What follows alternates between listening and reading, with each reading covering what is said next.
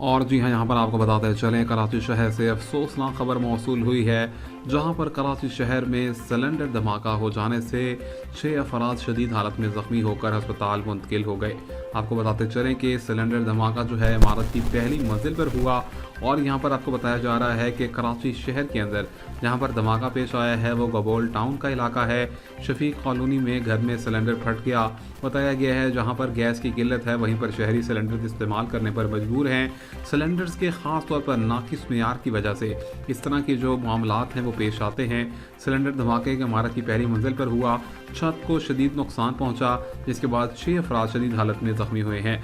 Cylinder धमाका इमारत में जब हुआ उसके बाद मुख्तलिफ मकामात पर ज़ोरदार आवाज़ भी सुनाई दी गई, जिसके बाद फौरी तौर पर ज़ख्मी होने वालों और मकान की छत गिर जाने की वजह से 6 अफराद शदीद हालत में ज़ख्मी हैं और उनको मुकामी हस्पताल में मुंतकिल भी किया गया है। इस टाइम पर आपको बताते चलें कि दूसरी जानिब घर में खौफनाक आग भड़क उठी, जिसको बुझाने के लिए